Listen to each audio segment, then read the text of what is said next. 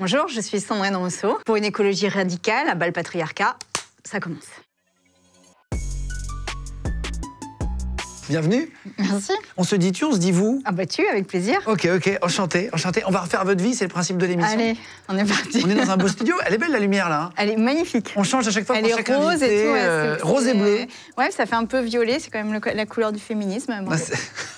Non mais adapter le studio à l'invité, j'avais jamais vu. En tout cas, merci d'être avec nous sur Légende. Aujourd'hui, Sandrine Rousseau est notre invitée. Ça nous fait plaisir de vous avoir. Vous êtes aujourd'hui députée Europe Écologie Les Verts et la NUPES, et donc du 13e arrondissement de Paris, c'est ça? Exactement.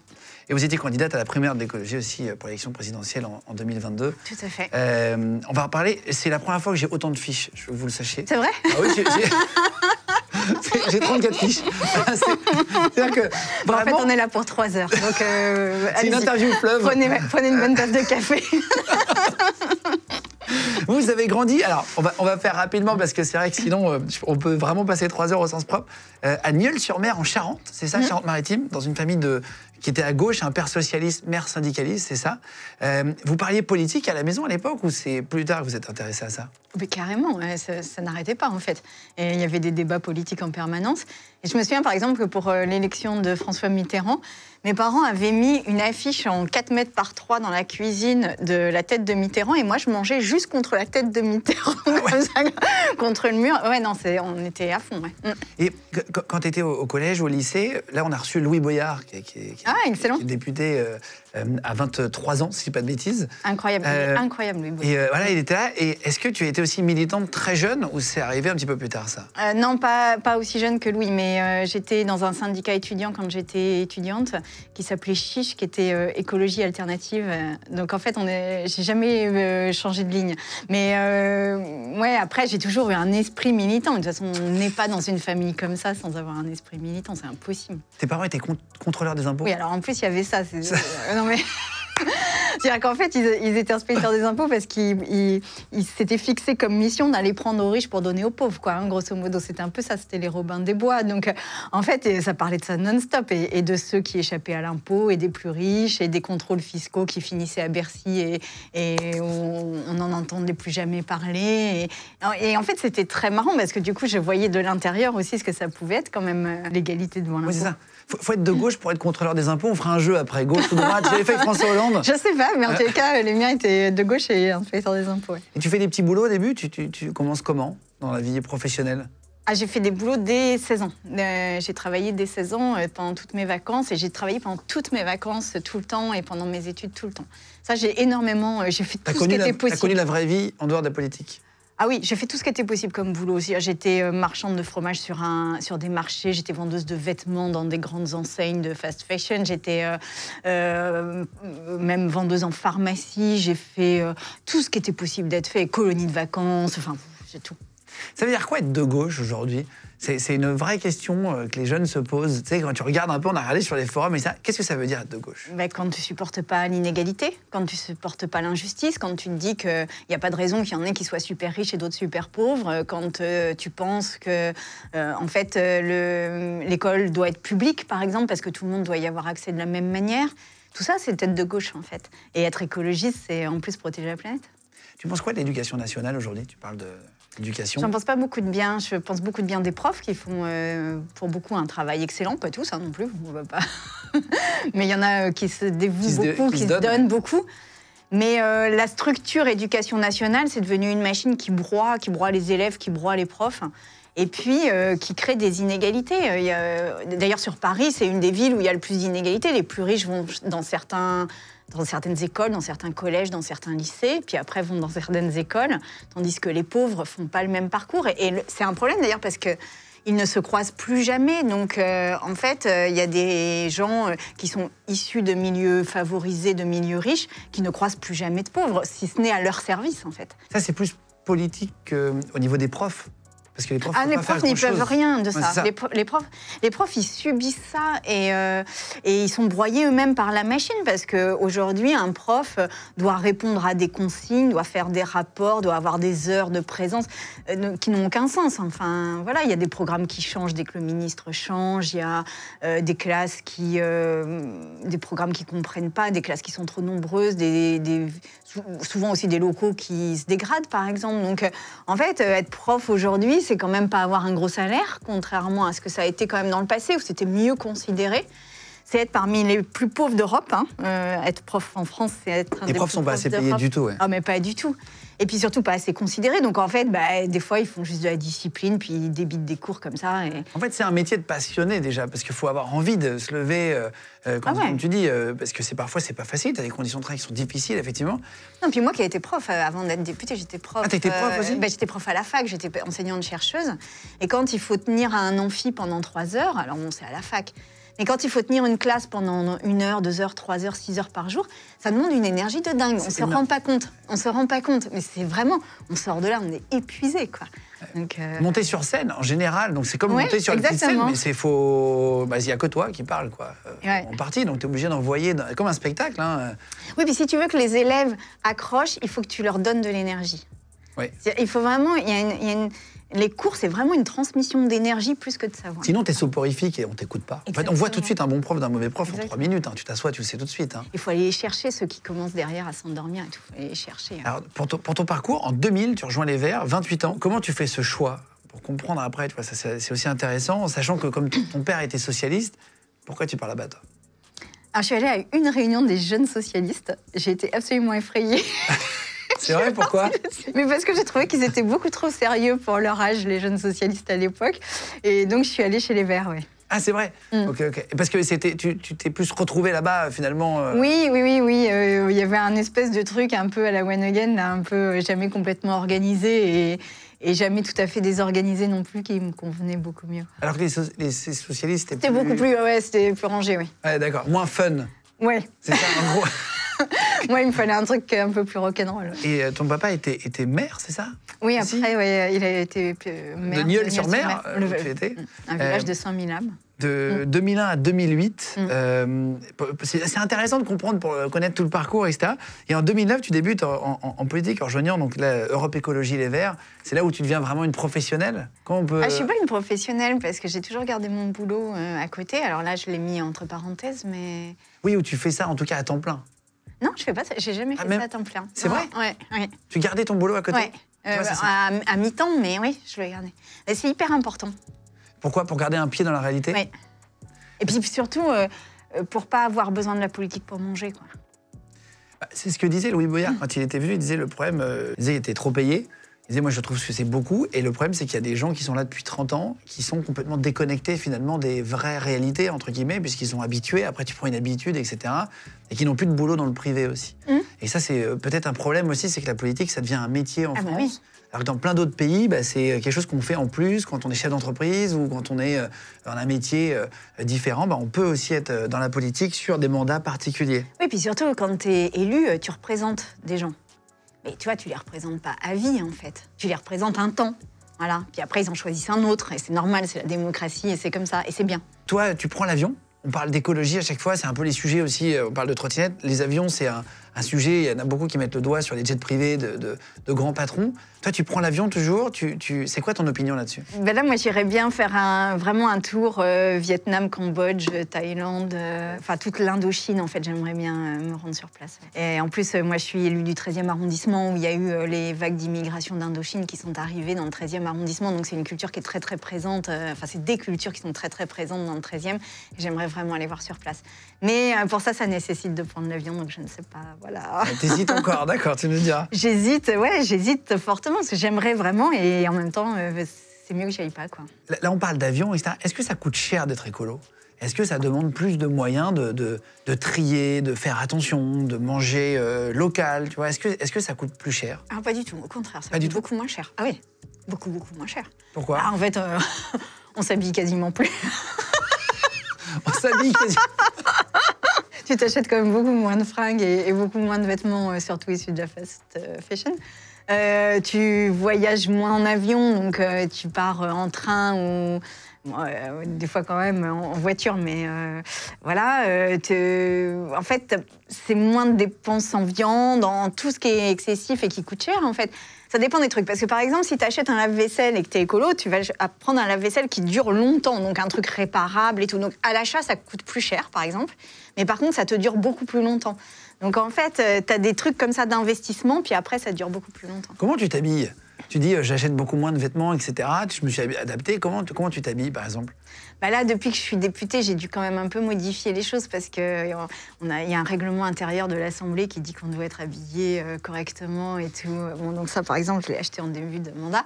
Mais sinon, j'essaye d'utiliser la seconde main, d'acheter sur de la seconde main et puis des produits qui sont fabriqués en France ou à défaut en Europe. Et puis j'essaye d'acheter très peu. Enfin, t'évites d'acheter sur les sites, là, tu citais en fait des fast fashion, c'est genre des trucs comme Shein, etc. Ouais, c'est ceux qui utilisent de la main-d'œuvre vraiment pas chère, en gros, quoi. Ouais. Et en fait, qui polluent beaucoup. Alors ça, c'est un sujet aussi, on en parle, mais c'est au-delà de parfois d'utiliser des gens ou des gens très jeunes qui travaillent, etc. C'est surtout que ça pollue de l'eau. Je crois que c'est des centaines de litres d'eau par jean. Enfin, c'est une folie, en fait. Oui, et puis aujourd'hui, le problème, c'est que plus tu pollues, plus tu exploites les gens, et moins le vêtement final coûte cher. Donc en fait, une des politiques écologiques, c'est de renverser la chaîne de valeur et faire en sorte qu'un t-shirt qui soit produit en France coûte moins cher qu'un t-shirt qui soit produit à l'autre bout du monde avec des produits polluants. On parle de mode, on parle de tatouage aussi. Est-ce que toi, tu as des tatouages? En plus, on parle d'Asie, donc je sais que c'est... Oui, j'en ai un, oui. C'est vrai? Mais oui, mais personne ne l'a jamais vu. Enfin, à part, évidemment... dans mon intimité, mais dont je ne parlerai pas là. Mais oui, j'en ai un, oui. Voilà, ça restera un secret entre nous. C'était une erreur de jeunesse? Pas du tout. Non, c'était un tatouage de guerrière, en fait. Ouais, de guerrière? Oui, c'est pour me donner de la force. Et d'ailleurs, quand je manque, quand il y a des petits moments de faiblesse ou quand je me sens pas très bien, et d'ailleurs, je pense que vous pourrez, si vous me regardez sur les plateaux TV, si à un moment donné, je fais comme ça, c'est que je suis en train d'aller chercher le tatouage qui me donne un peu de force. Ah, c'est une sorte de c'est un truc, ouais, c'est un gimmick, enfin, c'est un truc qui me redonne un peu. Un petit porte-bonheur. Exactement. Ah, c'est marrant. Ah, c'est pour ça que tu... C'est un truc de guerrière. Okay. Voilà. Je t'avais jamais entendu le dire, ça. Bah non, je l'ai jamais dit, d'ailleurs. Et est-ce que avoir des enfants pollue? On a cherché un peu tous les débats qu'il y avait eu. Qu'est-ce que tu penses de ça, toi? Ça pollue pas, ça pollue pas. Un enfant ne pollue pas, on vous aime, les enfants. Non, non, mais par contre, c'est vrai que plus on est sur la planète et plus on émet de pollution, ça c'est évident. Mais là, l'important c'est plus de diminuer chacun nos pollutions et continuer à faire des enfants si on a envie d'en faire. Pas en faire d'ailleurs si on n'a pas envie non plus. Mais c'est pas l'enfant qui pollue, c'est notre mode de vie qui pollue. J'avais noté, là, il y a 30%, sur le dernier sondage là, qui est sorti en septembre dernier, 30% des 18-49 ans ne veulent pas d'enfants, un tiers de la population. Ah oui, c'est énorme. Je savais pas ce chiffre. C'est beaucoup, hein. Est-ce que toi, tu trouves ça beaucoup, peu, dommage C'est quoi ton opinion là-dessus? Toi qui es maman, tu as 3 enfants, c'est ça? J'ai 3 enfants, oui. Alors, je ne veux pas y mettre de jugement parce que je trouve que tous les choix sont bons, voilà, qu'on ait envie d'en faire ou pas envie d'en faire, et que tout est respectable, et que c'est très bien, tout. Après, ça dit quelque chose de l'inquiétude qu'on a sur l'avenir, en fait, surtout. Parce que quand on renonce à faire des enfants, quand on n'en a pas envie, c'est souvent parce qu'on se dit, mais dans quel monde ils vont vivre, à quoi ça sert d'en faire? Donc, c'est un indicateur de l'inquiétude très, très forte qu'il y a dans la société sur les questions écologiques, que je pense qu'on minimise complètement. Et alors, le monde politique passe totalement à côté. Du stress de la population actuelle. De l'éco-anxiété, oui. Il y a un jeu qu'on aime faire, c'est les textes à trous. Je vais te donner des phrases et tu me dis si jamais tu as une idée pour les compléter. Tu n'es pas obligé de les compléter toutes, mais si jamais tu as des petites idées, avoir ton opinion, d'accord? Si demain, j'étais élue présidente, j'abolirais la réforme des retraites. Ceci est un message pour Emmanuel Macron. C'est le sujet du moment, là, la retraite. Exactement. Hein. Tu es allé dans la rue, toi? Est-ce que tu as fait quelque chose? Plein de fois, je pense que j'ai fait des dizaines de manifs. Là. Je prendrais comme premier ou première ministre? Je pense que je prendrais comme première ministre quelqu'un issu des territoires ultramarins. Si demain, je peux changer l'hymne national, je le remplacerai par la chanson. Celle de Gloria Gaynor, là, comment elle s'appelle? Will Survive. En France, les hommes devraient tous réfléchir à leurs privilèges. Ma définition de la virilité, c'est de penser qu'on est exactement là, à la bonne place, et que tout nous est dû. Voilà. Pour sauver la planète, je serais prête à arrêter de regarder des séries, mais qu'un jour par semaine. Très bien. Pour moi, Emmanuel Macron, c'est l'enfer. Okay. Être une femme politique aujourd'hui. L'enfer. Quand je vois que le Festival de Cannes met à l'honneur Johnny Depp, ça me... Ah, ça me met très en colère. Ça me met très en colère et Je pense à Amber Heard et je me dis qu'on n'est pas sorti des ronces encore, mais qu'ensemble on peut réussir, mais qu'il va falloir quand même mener la bataille et qu'il faut le prendre comme c'est-à-dire une vraie bataille. Quand on me demande qui est le pire président de la Ve République, je réponds sans hésiter. Emmanuel Macron. Ok. Et si je croise Éric Nolot dans la rue, je lui... Au revoir. Au revoir. Je pense que le patriarcat devrait... Tomber. Chuter. Maintenant, tout de suite. Ok, merci. C'est t'as des idées très arrêtées. Oui. Sur le patriarcat. Sur le patriarcat. C'est sur BFM TV que tu as dit à bas le patriarcat? Oui, incroyable, à une heure de grande écoute. J'ai vu que tu avais tweeté après, ou je sais plus. J'étais hyper fière de moi. C'est la classe quand même d'avoir réussi à dire à bas le patriarcat sur BFM TV. Je ne pensais pas être capable un jour de le faire. Comment on pourrait changer ça? En réaffirmant le droit des femmes et puis en interrogeant les privilèges des hommes. Parce que c'est ça le truc qu'on ne veut pas bouger dans la société. On est capable de dire, oui, c'est vrai, il faut que les femmes fassent des carrières importantes. Oui, c'est vrai, il faut que les femmes en fassent moins à la maison. Mais ce qu'on n'est pas capable de réformer, c'est le statut des hommes. Et moi, j'avais été très surprise quand j'avais dit il faudrait un délit de partage des tâches domestiques. Alors là, bon, la moitié de la France était en position latérale de sécurité, là, comme ça, en train d'essayer d'être réanimée.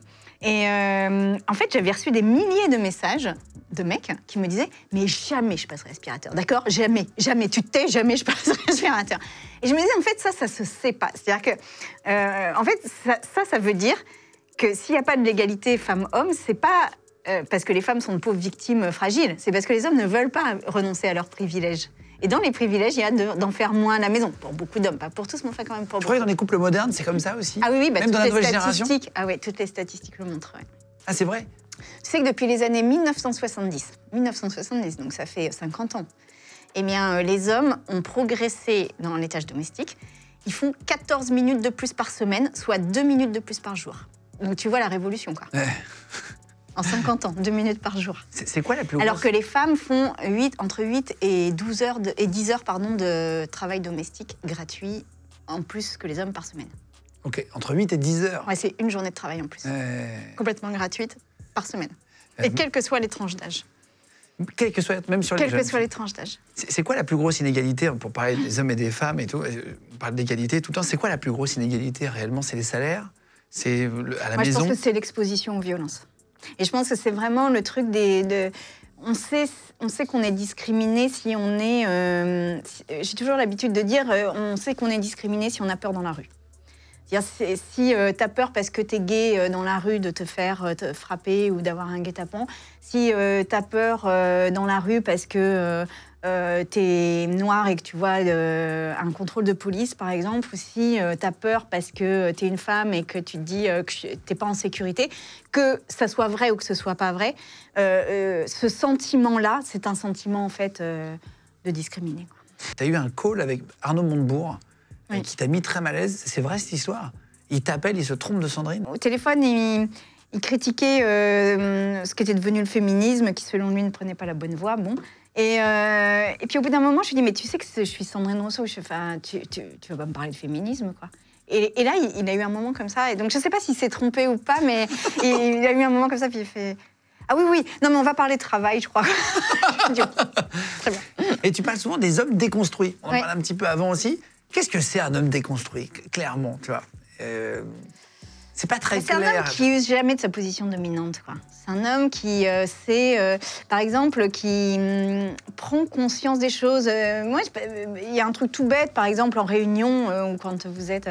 Souvent, vous remarquez, les hommes prennent beaucoup la parole, et puis les femmes, elles la prennent beaucoup moins de temps, de manière un peu timide, comme ça.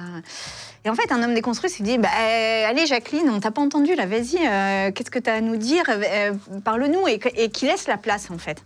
Et qui a conscience de ses privilèges, et qui laisse la place, qui est un homme humble, en fait. Ouais.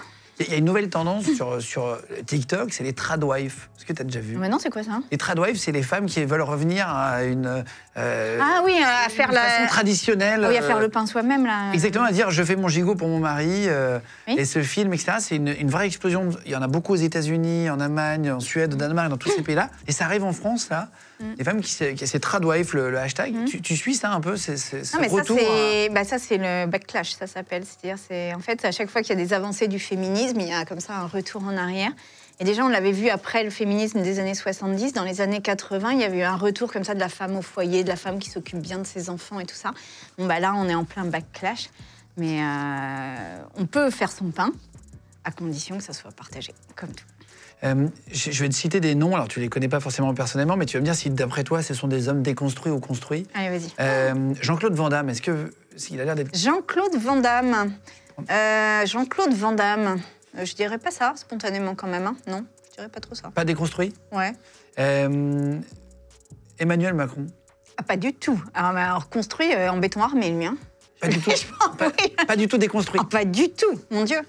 Et moi, il me fascine parce qu'il a, pour le coup, vraiment une pratique viriliste de la politique. Alors là, il est vraiment dans... C'est la puissance, je suis un leader, je suis seul contre tous, on est dans un combat et je vais le gagner, on va être les premiers. Oh,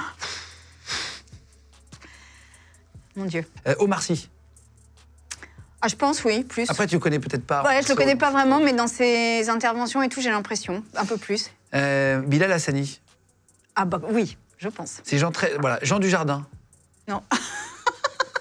Non, il n'a pas l'air déconstruit? Non. Après, il n'a pas l'air d'être non plus... non, attends, tu as encore des progrès à faire. Fabrice Lucchini. Ah ben non. Non, Fabrice Lucchini non plus? Non. Gérard Depardieu. Ah non. Non, tout ça... Qui est-ce qui est déconstruit dans les médias pour comprendre, tu vois, qui est par exemple, Jean-Pascal Zadi, moi je trouve qu'il a un discours hyper intéressant, Jean-Pascal Zadi, par exemple. Je pense qu'un type comme Grand Corps Malade, par exemple, il est excellent, des gens comme ça. Quoi. Oui, je vois ce que tu veux dire. Et Grand Corps Malade, je vois bien. Je connais mieux, enfin, je suis un peu ce qu'il fait, je vois ce que tu veux dire. Toi, tu as eu une affaire avec l'affaire Baupin. Tu fais partie des 4 femmes qui ont dénoncé les harcèlements et agressions sexuelles de Denis Baupin, qui est un député Europe Écologie Les Verts aussi. C'était en 2016. L'affaire a été classée sans suite pour prescription après. Qu'est-ce qui s'est passé en quelques lignes pour ceux qui ne savent pas et qui nous regardent tous les jours? Alors, en 2016, on était 1 an avant MeToo. Et Denis Baupin était vice-président de l'Assemblée nationale. Et en fait... avec 4 femmes, on a décidé de parler de son comportement vis-à-vis des femmes. Et quand on l'a fait, c'était autant pour être reconnu dans ce que nous avions vécu, mais aussi pour en faire quelque chose de politique, parce que le monde politique est un monde très machiste, très organisé autour de la parole des hommes. Par exemple, la figure du politique en France, c'est un tribun. C'est celui qui parle comme ça, en écartant les bras, avec une grosse voix. Et le féminin de tribun, c'est tribune, c'est la table. Donc en fait, il n'y a même pas de féminin pour désigner les fonctions politiques. Donc le monde politique est un monde qui est fait par les hommes et pour les hommes. Et voilà, on avait dénoncé ces violences en disant « mais nous, on ne veut plus ça en fait dans le monde politique, on n'en veut plus ». Et à l'époque, ça avait fait une explosion et ça avait été très dur pour nous parce que comme personne n'en parlait à l'époque, c'était vraiment un non-sujet. On s'en était pris un peu plein la tronche. Ouais. Parce qu'il t'avait embrassé, en gros? Oui, il m'avait, à l'issue dans une réunion, non, c'était au plein milieu d'une réunion, à un moment donné où je partais aux toilettes, il m'a suivi, il m'a plaqué contre le mur, en me tenant comme ça au niveau de la poitrine et en m'embrassant de force. Et ça, tu l'avais dit et les gens n'avaient pas trop cru? Oui, enfin, si, ils me croyaient, mais ils disaient « ah bah oui, il a recommencé, quoi ». Ah waouh. Et toi, ça t'a pédé psychologiquement après le fait qu'il y ait justement cette affaire classée? Je savais qu'elle serait classée parce que ça rentrait dans le délai de prescription. C'est-à-dire qu'on peut dénoncer des délits et des crimes pendant un certain temps, puis après, c'est plus possible. Donc je savais que ce serait classé sans suite, mais il a porté plainte contre nous en diffamation et on a gagné en fait, et il a dû nous fournir des dommages et intérêts. Pas beaucoup, 500 €. Mais c'était important, c'était symboliquement important pour dire, ben voilà, maintenant, t'arrêtes de raconter n'importe quoi, toi qui dis que nous mentons. Et voilà, et tu dois nous donner des dommages et intérêts pour avoir utilisé la justice contre nous. Et ça, c'était très fort, ouais. Et avec ton mari, il t'a soutenu à ce moment-là? Quand on a oui, bon, alors c'était le moment où je me séparais, donc c'était pas complètement simple. Ah oui, d'accord. Ah oui, donc ça n'a pas dû être une période facile, en plus, pour toi, personnellement. Non, ça a été très, très dur. J'ai mis un pied à terre. Vraiment, c'était très dur. Et d'ailleurs, toutes les 4 qui avons parlé à ce moment-là, parce que vraiment, je ne sais pas comment le dire, mais c'était un non-sujet à l'époque. Ça n'existait pas, personne n'en parlait. Et les 4 qui avons parlé, toutes les 4, on a eu un moment où on a un peu tombé, quoi. Tellement c'était dur. Ah oui, t'as eu une dépression, tu veux dire? Ah oui, moi j'ai même vraiment failli pas en revenir, quoi, vraiment. Ouais. Ah, c'est à ce point-là? Ah oui, vraiment, ouais. C'est pour ça que je crois que je suis un peu indestructible aujourd'hui aussi. Ah ouais. Tu veux dire que tu as pensé à te faire du mal à des moments? Oui, j'ai failli en finir, oui. En finir avec ma vie, oui. Ah oui. Ouais. Et d'ailleurs, d'ailleurs, je pensais un petit peu important d'en parler, en fait, parce que voilà, moi j'ai vraiment failli faire ça. Aujourd'hui, en regardant en arrière, je me dis, mais heureusement, je ne l'ai pas fait. Et je suis sûre qu'il y a plein de gens qui nous écoutent qui ont des pensées comme ça, suicidaires. Et j'ai envie de leur dire qu'il y a des moments où on a l'impression que c'est mieux de faire ça et qu'on s'en sortira jamais et qu'il n'y a pas d'issue. Puis finalement, quand on se regarde 10 ans après, qu'on se regarde dans le rétroviseur, on se dit, heureusement, je ne l'ai pas fait. Donc, ouais, on a l'impression que le désespoir est une fin de quelque chose, alors qu'en fait, des fois, il y a des désespoirs et des souffrances qui sont le début d'autre chose. Comment tu t'en es sortie? Comment tu as remonté la pente au moment mais je ne sais pas trop, mais en fait, ce jour-là, voilà, le fait que je ne l'ai pas fait, que finalement, j'ai renoncé à la dernière minute. Vraiment à la dernière minute. Ah oui, vraiment. Oui, vraiment, je suis passée vraiment très près. Le fait que, voilà, j'ai eu une espèce de rebond de vie, quoi. Et à partir de ce moment-là, j'ai décidé de vivre. Mais vraiment de vivre. Et de vivre complètement. Et de vivre même si ça ne plaît pas aux autres. Ça t'a donné de la force, finalement? Énorme. Ah, c'est vrai? Énorme. Mais quand même, c'est dangereux d'en passer par là, donc je ne conseille pas du tout. C'est intéressant d'écouter tu vois, ton histoire, pour le coup. Là. Pour ceux, comme tu dis, il y en a qui ont des moments où ils broient du noir. La vie, c'est en dents de scie, hein, donc il y a des moments où ça va, des moments où ça ne va pas. C'est pour ça que c'est intéressant. Et tu t'es arrêté au dernier moment et tu t'es dit, tiens, maintenant, en fait, je me fous des autres. C'est intéressant, ça. Oui. Je me fous pas des autres, parce qu'au contraire, je pense que je suis très attentive aux autres. Et très, très attentive aux autres, je pense. Ça m'a rendue, d'ailleurs, très attentive aux autres. Mais en fait, je ne me laisserai plus, je crois, abattre... Enfin, je dis ça, puis peut-être ça m'arrivera, mais je me laisserai plus abattre par l'opinion qu'ont les autres de moi, quoi. Je m'en fiche, en fait. Je m'en fiche. C'est vraiment, maintenant, je me dis, de toute façon, j'y vais, quoi. Et comment on peut diminuer le nombre d'agressions? Comment on peut faire améliorer justement tous ces problèmes-là?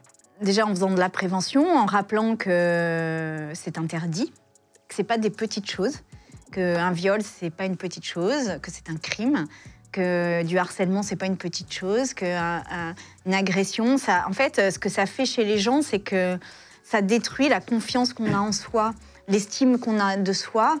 Ça met quelque chose de la honte sur soi. Et ça, en fait, c'est pas admissible que quelqu'un nous mette la honte, en fait. Donc, c'est jamais neutre sur la vie des gens. Et donc, il faut prévenir, il faut dire ce que c'est. Et puis, derrière, il faut punir. Et il faut pas avoir la main qui tremble. Et quand on est en politique comme ça, par rapport à une affaire qui a eu lieu à la France Insoumise avec Adrien Quatennens, comment toi tu portes le regard? Est-ce que tu donnes ton avis quand vous êtes dans la NUPES maintenant? Est-ce que tu peux avoir ton mot à dire? Est-ce que tu es obligé de... Tu vois, comment ça se passe en tant que non, j'ai tout le temps mon mot à dire. Non, là, quand j'ai mon mot à dire, je le dis. Après, on n'est pas d'accord sur la manière dont a été gérée l'affaire Quatennens. Mais LFI non plus n'est pas d'accord entre eux. Hein. Il y a eu quand même beaucoup de débats. Et ben voilà, je le dis, et puis c'est tout. Après, on passe à autre chose. On va pas passer notre vie là-dessus non plus. Bien sûr. Mais je le dis. Et oui, tu peux t'exprimer, même si... oui. Parce que la NUPES, finalement, c'est plein de partis politiques. Donc c'est une question plus, est-ce que vous avez le droit de donner votre avis entre les autres? Oui, bien sûr. Puis je l'ai dit. Non, mais je pense qu'ils ont mal géré, oui. Je vais te demander, parce que c'est vrai qu'on parle de là, mais gauche et droite. C'est un truc qu'on a fait, je disais, avec François Hollande.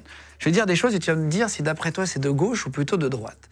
Est-ce que l'écriture inclusive, c'est plutôt de gauche ou plutôt de droite? Ah bah manifestement de gauche. Je ne suis pas tellement de temps. Si c'est aussi facile que ça va aller. Non, mais il y en a qui sont un peu plus, tu vois... Vas-y. Un iPhone, est-ce que c'est plus de gauche ou plus de droite? Un iPhone? Ouais. Je dirais c'est centriste. Oui, c'est un peu tout le monde, non? Oui, c'est tout le monde. Est-ce que les armes à feu, c'est de gauche ou de droite? Ah bah de droite. Le féminisme? De gauche. De gauche? Un whisky on the rock. De droite, parce qu'à gauche, on a de la bière des faucheurs et que c'est vachement mieux. D'après, c'était une 1664, une bière. Là, c'est pour tout le monde. La retraite. De gauche. La retraite, à Toulouse, c'est plus de gauche. Tu vois, ça, c'est intéressant. Bah oui, ça fait partie des conquis sociaux. Non, ça fait partie des vrais conquis sociaux. Ceux qui ont défendu le droit à la retraite, ceux qui ont défendu le droit à la diminution du temps de travail, ça a toujours été à gauche. Est-ce que le football, c'est plus à gauche ou à droite? Ah, alors là, ça dépend des clubs, monsieur. Ça dépend des clubs? Ça dépend des clubs, tout à fait. Le Paris Saint-Germain? Le RC Lens, c'est pas la même chose que le LOSC, par exemple, qui n'est pas la même chose que le Paris Saint-Germain, qui n'est pas la même chose que Marseille, l'OM, qui n'est pas la même chose que, je sais pas moi... Il y a des clubs plus à droite que d'autres? Ah oui, je pense. D'accord. Le rap, est-ce que c'est plus à gauche ou à droite? Ah, je ne sais pas. Maintenant, c'est consommé vraiment par tout le monde. Ouais. C'est devenu la musique préférée.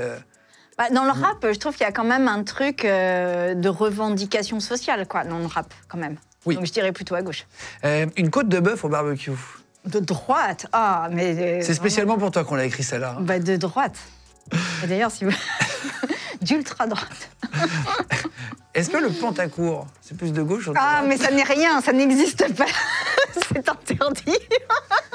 C'est interdit le Pentacourt. Moi, présidente, j'interdis le Pentacourt. Ah bah voilà, tu vois, c'est ta première. C'est pas possible. Est-ce que la prison, c'est de gauche ou de droite? Vraiment, c'est très large. Hein.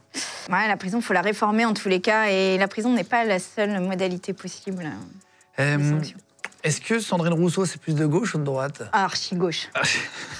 Macron, c'est de gauche ou de droite? Bonne question. Droite, archi-droite. Archi-droite? Ah oui. Mais même sur les questions sociétales... Moi, je me souviens, pendant le Covid, il y avait un truc qui m'avait marqué, c'est que les femmes demandaient à avoir 2 semaines de plus pour recourir à une IVG, à une interruption volontaire de grossesse, parce que quand tu es dans le Covid, t'étais pas dans les mêmes repères que d'habitude. Et donc, t'avais pas accès aux soins de la même manière. Donc, on avait demandé 2 semaines de plus pour l'IVG. Et il avait refusé. Il est vraiment hyper conservateur, quoi. Je suis même pas sûre qu'au fond de lui-même, il soit complètement pour l'IVG. Hein. Ah oui, oui. Bah, je sais pas. Je trouve qu'il a pas de message très fort, par exemple, sur des trucs comme ça, qui sont quand même des conquêtes fortes, quoi. Le festival de Cannes, gauche ou droite? Bah, tant qu'il y aura Johnny Depp, je le classerai à droite. Le 49.3, c'est de gauche ou de droite? De droite. Non, mais jamais aucun gouvernement de gauche n'a utilisé le 49.3. Je dis ça pour plaisanter, bien sûr, parce que je sais que tous les haters vont se mettre sur cette phrase. Mais ouais, non, malheureusement, c'est et de gauche et de droite. Et les manifestations, c'est gauche ou de droite? Bah, ça dépend lesquelles. Hein. Ça dépend lesquelles, c'est ouais. vrai. Il y en a des deux côtés. Bah, la manif pour tous, c'était de droite. La manif contre la réforme des retraites, c'est de gauche. Fumer de la weed, c'est gauche ou de droite? Bah, j'ai l'impression que tout le monde en fume un peu, mais peut-être quand même un peu plus de gauche, non? On va plus sur la coke à droite, je sais pas. Allez, on va poser cette hypothèse. Je la soumets au débat. L'écologie, c'est plus de gauche ou de droite? De gauche. Ça peut pas être autrement. Ça peut pas être de droite non. aussi? Non. Pourquoi? Non, parce que... C'est intéressant, ça. Mais parce que ceux qui sont le plus exposés au réchauffement climatique, ceux qui vont le plus en souffrir, ceux qui ont le moins d'argent pour y faire face, c'est les plus vulnérables, c'est les plus pauvres. Et donc, il faut les aider en premier. Donc, une écologie équitable, c'est forcément à gauche, quoi. Et en même temps, j'ai regardé, c'est marrant, j'ai regardé un débat l'autre fois, je me suis dit, tiens, je te poserai la question. En même temps, il y en a qui disent que c'est un truc de pays riche, l'écologie aussi, parce que quand tu n'as pas de quoi manger, bah, c'est pas ta préoccupation de savoir si tu pollues le fleuve. En fait, tu vas chercher les poissons dedans, même si c'est un peu pollué, tu vois ce que je veux dire. Donc ça peut être vu des deux côtés aussi, l'écologie. Ça peut être un truc, justement, tu vois. Oui, après, il y a une écologie... Enfin, ce qui s'appelle une écologie de droite, mais que moi, j'appelle pas l'écologie, qui est, par exemple, de faire des réserves naturelles en disant les pauvres savent pas gérer, donc on va faire une réserve naturelle à leur place, tout ça. Bon, moi, j'aime pas tout ça. J'aime pas tout ça, donc l'écologie, c'est de gauche et c'est tout, et voilà. Tu parlais tout à l'heure, là, tu disais... pour les haters, etc. Toi, tu es du genre à regarder, ou à pu regarder, en fait, les commentaires sur toi. Tu sais, il y a plein de gens qui sont peinés au début des commentaires dans ce métier, même des comédiens, etc., qui regardent pendant quelques mois, puis après, qui complètement coupent et regardent plus. Ou est-ce que toi, tu es toujours connecté à lire un peu ce qu'on pense de toi, ce qu'on dit, etc. Non, je lis un peu. Je lis pas tout, hein, parce que, en plus, quand on en a lu 10, on en a lu 100. Mais je regarde un peu, ouais. Je t'avais vu sur Quotidien, t'étais pas contente qu'il y ait un compte Twitter, je crois, qui est Sardine Ruisseau. Ça t'avait énervé. Est-ce que tu es rentré en contact avec lui depuis? Parce que ça faisait quelques mois. Alors, je sais pas, parce qu'il y a eu plusieurs comptes Sardine Ruisseau. Il y en a un qui a fermé, il y en a d'autres qui sont nés. Donc, je sais pas si c'est les mêmes personnes. Il y a un compte Sardine Ruisseau un jour qui a pris contact avec moi, mais je lui ai pas tellement répondu parce que j'ai pas envie, en fait. Puis après, c'est tout. De toute façon, je sais pas. Mais là, ce que je reprochais au compte Sardine en Ruisseau, c'était pas tant les blagues qu'il faisait, parce que.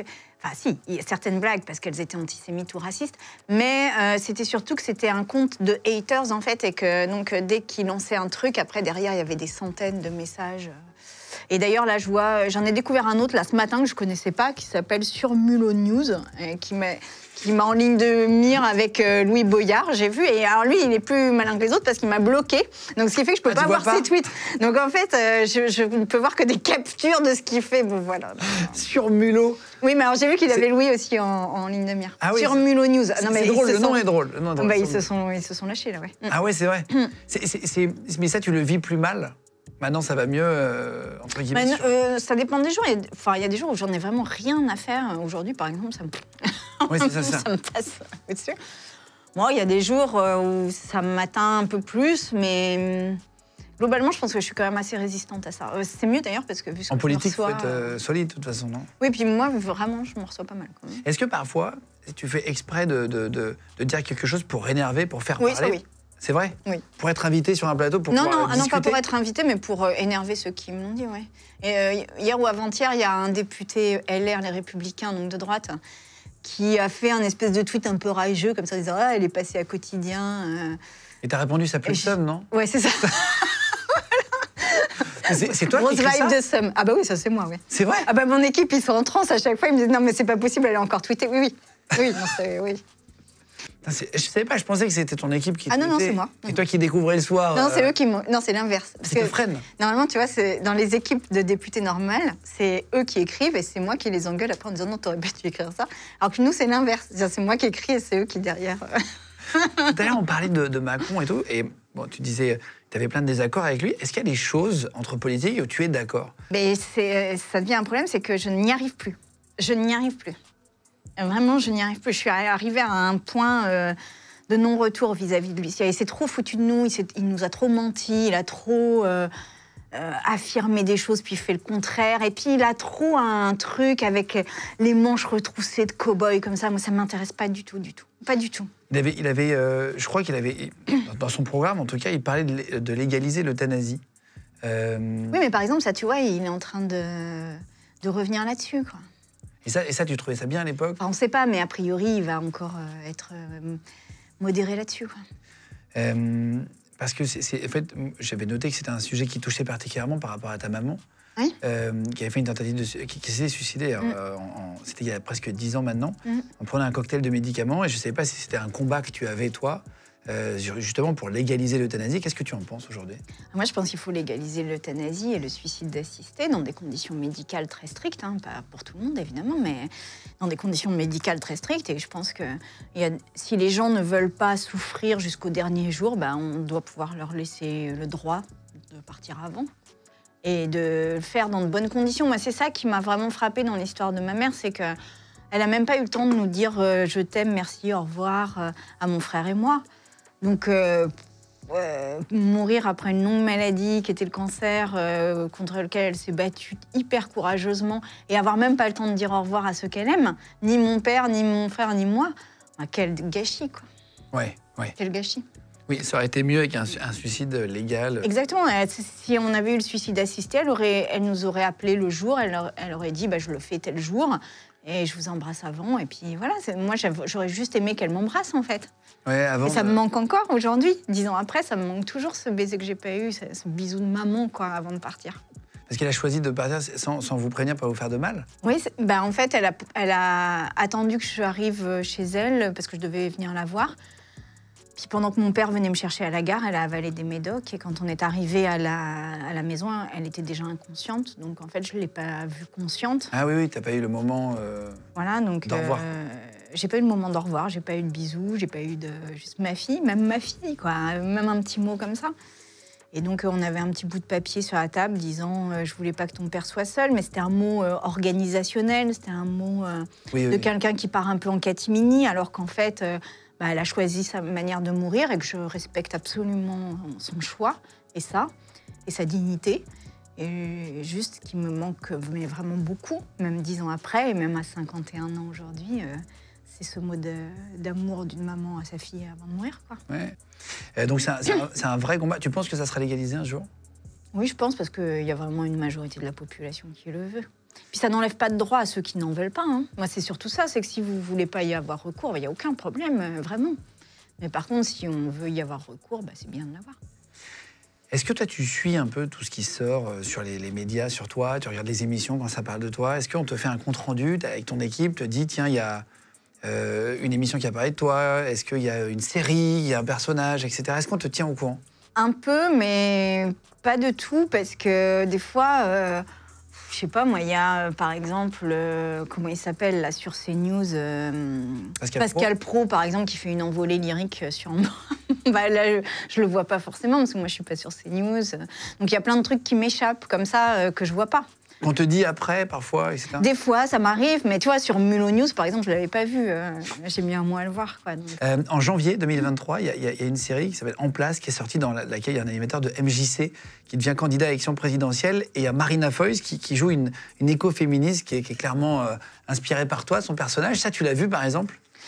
Oui, alors je l'ai vu, ils m'ont invitée à l'avant-première, mais alors je dois quand même un peu décrire les conditions dans lesquelles ça s'est fait, parce que, en fait, pendant toute ma campagne des primaires des écologistes, ils venaient à tous mes meetings, à toutes mes réunions publiques, mais vous voyez, il y a un type qui vient, tu sais pas trop qui c'est, bon voilà, tu le prends, il est là, il s'assoit comme tout le monde.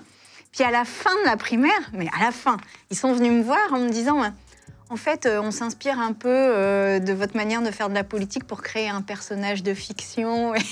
C'est vrai? Et tu fais, d'accord. Mais ils t'avaient pas prévenu au début? Pas au début, en tous les cas pas moi. Moi, j'étais pas prévenue. Ils ont peut-être prévenu quelqu'un de l'équipe, ça je sais pas, mais moi non, en tous les cas. Et du coup, à la fin, je me suis dit, bon, invitez-moi quand même à la série. Et ça a donné En Place. Et qu'est-ce que t'en as pensé? Elle est très...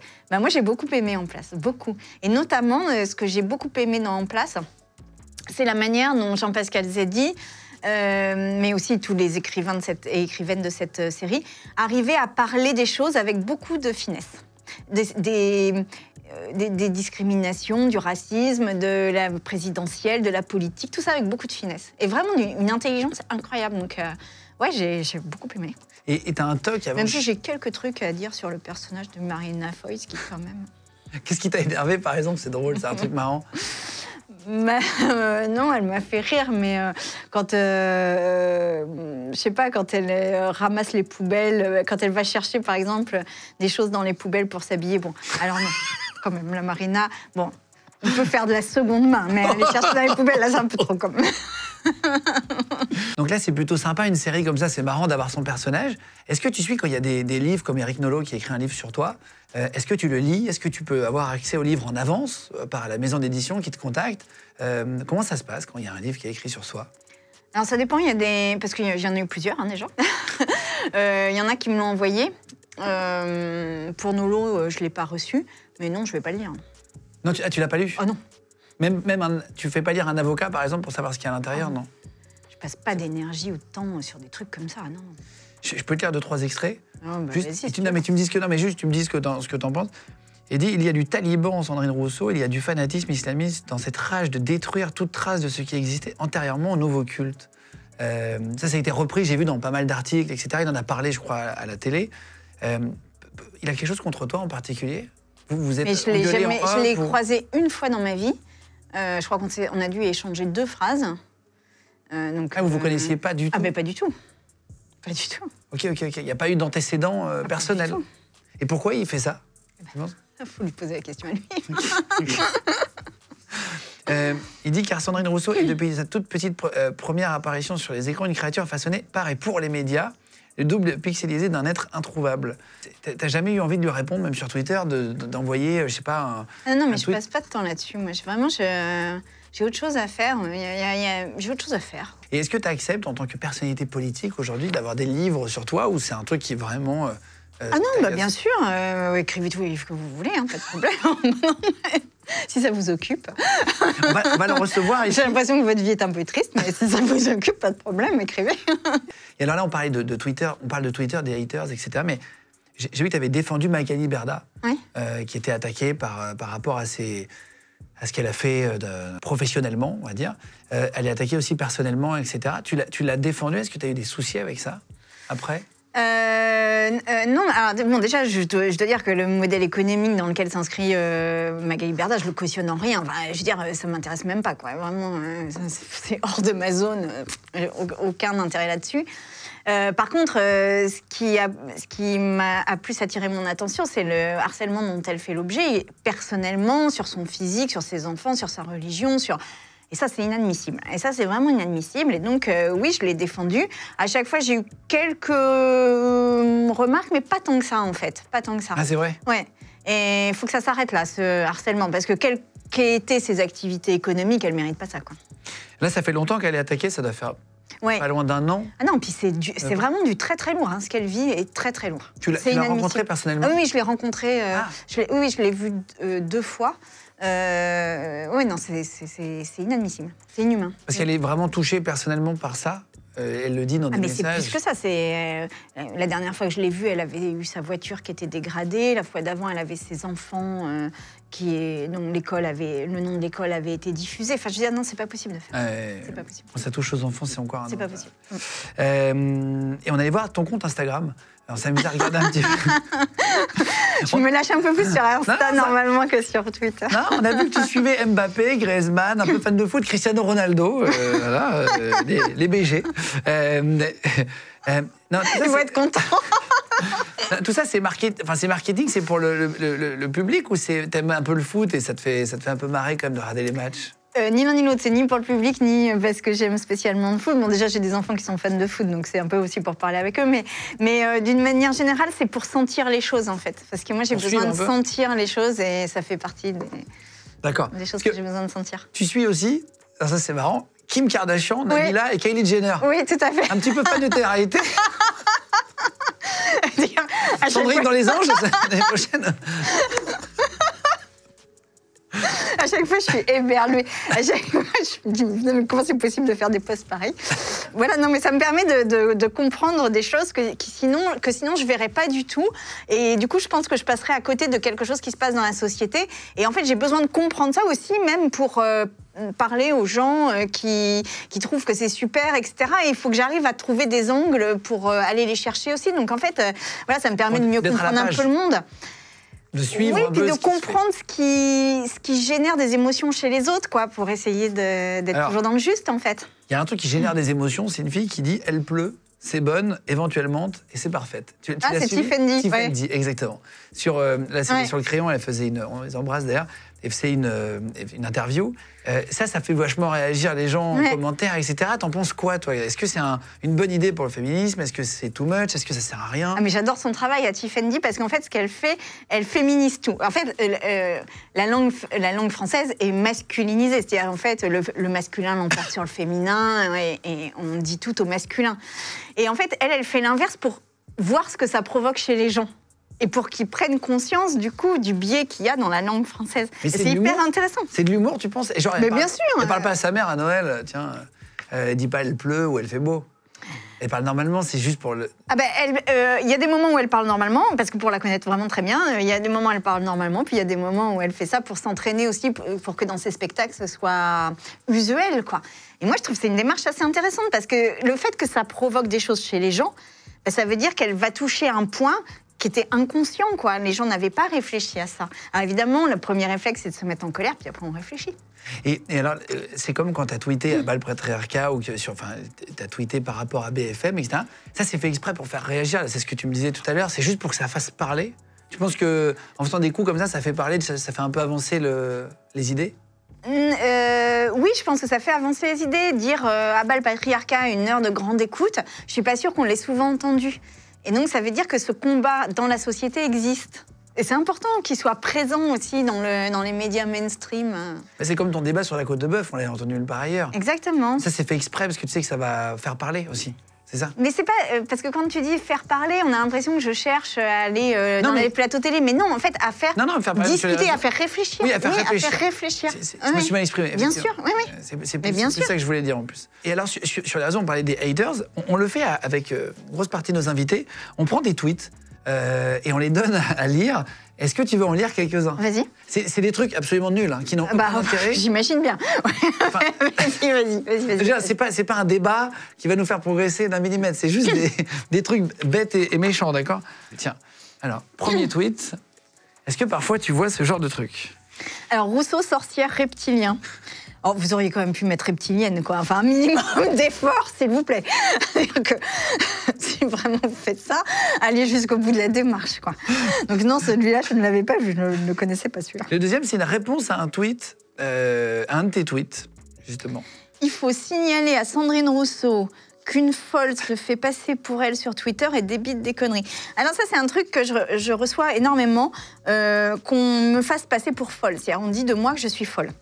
Ça renvoie à tout un impensé misogyne, qui est que les femmes, quand elles ont des idées fortes, sont folles, en fait.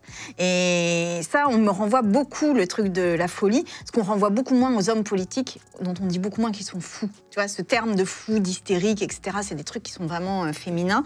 Et donc, David, qui a quand même comme pseudo D6, eh bien, D6, tu es un gros misogyne. Bah, cis, c'est quand on dit une femme cis. Oui, c'est pour ça, oui. C'est pour ça que oui. J'explique pour ceux qui ne savent pas, un homme cis ou une femme cis, c'est une femme qui se veut très féminine et un homme très viril, c'est ça en gros? Oui, c'est ça.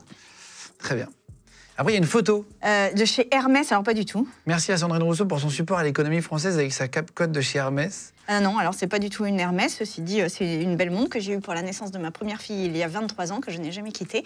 Et je vous embrasse. Voilà. Ensuite, encore une fois, Sandrine Rousseau, vous parlez de vos parties intimes. Cette fois, c'est votre clitoris que vous citez. Vous êtes une députée qui représente des Français qui vous ont élu. Le féminisme, ce n'est pas l'étalage de vos fantasmes. Vous trahissez cette cause. Et ce monsieur s'appelle Jackie. Alors, Jackie, comment te dire qu'en fait, un clitoris est un organe que tu devrais regarder de près si tu es hétérosexuel, parce que c'est un organe extrêmement important dans les relations hétérosexuelles, ou lesbiennes d'ailleurs, mais Jackie, tu es un homme, donc voilà. Et par ailleurs, cet organe de plaisir pur n'a jamais été représenté dans les livres d'anatomie de nulle part, jusqu'à il y a 2 ans, je crois que c'était en 2018 ou 2019, donc ça fait un peu plus de 3, 4, 5 ans. Voilà. Et en fait, ça n'a jamais été représenté parce que c'est un organe qui ne sert à rien, si ce n'est à avoir du plaisir, et que le plaisir sexuel des femmes, c'est un truc qui fait très très peur. Ah, le clitoris de Yael Rousseau. Ah bah oui, avec la mascotte des JO. Ah oui. C'est la nouvelle mascotte des JO 2024 de Paris. Voilà, il y a quand même un impensé dans cette affaire. On est d'accord qu'en fait, la mascotte a quand même une tête de clitoris. Et que, voilà, c'est la première fois, je pense, que les hommes vont autant s'intéresser à un clitoris. C'est pas mal. C'est étonnant, personne leur a dit que ça ressemblait à un clitoris avant de... Mais c'est en ça que c'est un impensé, c'est quand même incroyable. C'est-à-dire que normalement, c'est passé au moins par 15 validations, ce truc, à minima. Ah ouais. À minima. Il n'y en a pas un qui a vu que c'était un clitoris. Le comité des Jeux Olympiques mondiaux, t'imagines le nombre de gens? C'est pour dire à quel point il y a besoin quand même d'avoir un petit combat politique dessus. Ouais. D6, c'est pour toi. Merci beaucoup, t'es là, merci 1000 fois. Et pour finir, quels sont tes projets actuels? Alors, c'est quoi la suite pour toi? Qu'est-ce qu'on peut te souhaiter? Quel est le futur? De quoi tu as envie? De changer le monde. Allez, on s'y met. Je vous attends. Merci beaucoup d'être venu. Merci beaucoup. D'avoir pris le temps. C'était très sympa. Merci à vous tous d'avoir regardé. On vous met on met ton compte Twitter. Ouais, vas-y. Le vrai, hein. Ouais. On va mettre Sandrine Rousseau, t'inquiète pas. On va mettre Sandrine. Le compte en dessous, cliquable sous la vidéo YouTube si vous voulez suivre Sandrine Rousseau. Pareil sur Instagram, vu que tu es sur Instagram, tu ne pourras suivre quelqu'un d'autre que Kylie Jenner et Kylian Mbappé, tu me disais, pour te mettre à jour. Je vous aime tous et toutes. Si vous voulez en tout cas la suivre, allez-y. Merci de nous suivre de plus en plus nombreux sur YouTube, pareil. Sur Instagram, c'est pareil, c'est Légende, LEGEND. Merci à vous tous d'être là de plus en plus nombreux. Merci beaucoup. Merci. Merci d'être venus. Merci.